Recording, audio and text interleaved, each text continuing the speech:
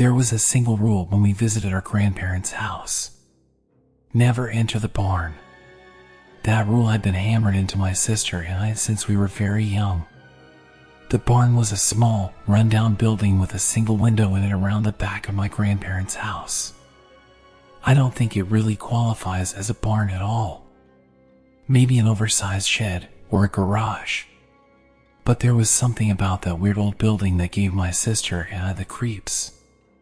Each night, after the sun had set, a pale blue glow emanated from the barn's sole window. We would fall asleep most nights to the light shining through our bedroom window, causing strange shadows to dance across the ceiling.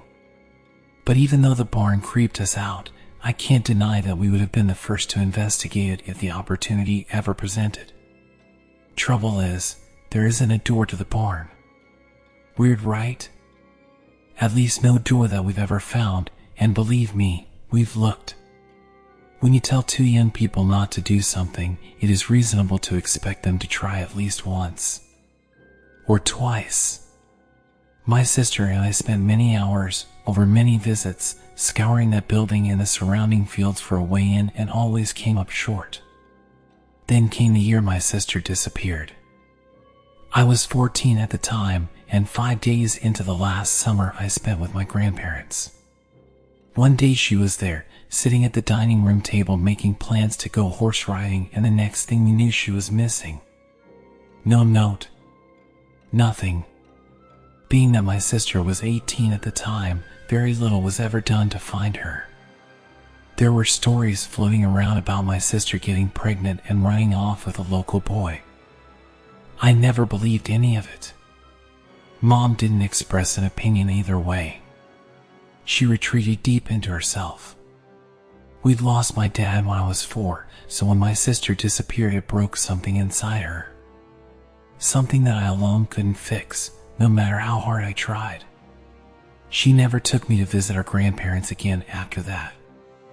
I'm not sure she even spoke to them. They died last year, first my nan, then my grandpa 2 days later. There wasn't a funeral. Shortly after, my mom moved into their house. She never told me why and hasn't let me visit. We barely talk anymore. It's been 10 years since I've seen that barn and somehow it manages to haunt my dreams even now.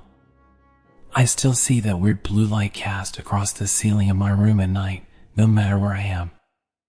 I live clear across the country from there now. Obviously, there's no way it's the same light.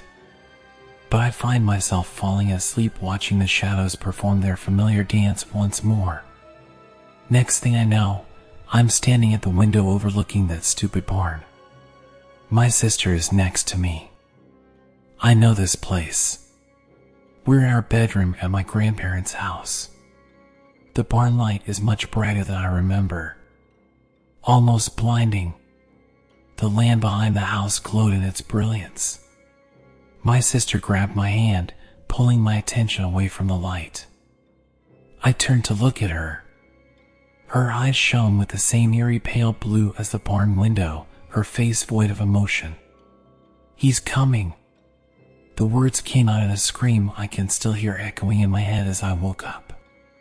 It had been the same dream off and on since my sister disappeared. Never once had it differed. Tonight, the dream is different. Tonight, as I stare out the bedroom window, I see the barn is open. The one-windowed wall was now open wide like that of a dollhouse. Blue light was emitting everywhere and nowhere all at once within the small space. It cast a glow that was so bright it made the surrounding shadows seem impossibly dark. That's when I saw my sister.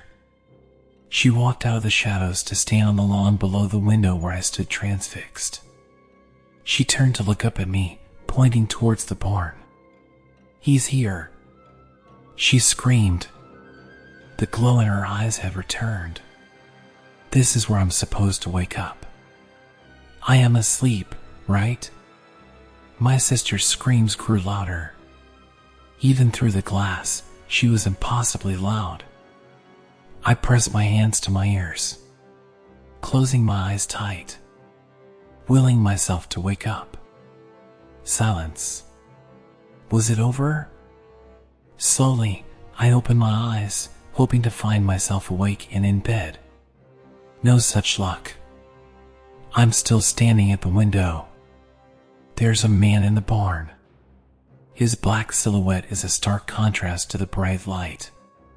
He cast an imposingly large shadow that engulfed my sister.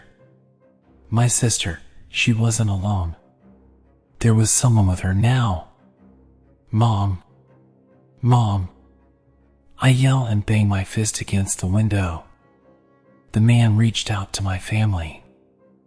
I bang against the window again and again, pleading with my mom not to go. She either couldn't hear me or didn't care to. I try to make a run for the door, but my feet are cemented to the floor. All I can do is watch as my mom takes my sister by the hand and is led into the light of the barn. A loud ringing noise fills my head. It hurts. I press my hands to my ears once more, trying to block it out. I screamed. I hit the floor with a loud thud. I'm in my room. It takes 2 seconds too many to realize that the ringing I was hearing was in fact my cell phone. It had 2 voicemails by the time I found it. I listened to the first, but it was just the sound of a phone being hung up. The second had my heart pounding into my throat. It was the Nielsen Police Department. My mom is missing. They need me to come home. They want to open the barn.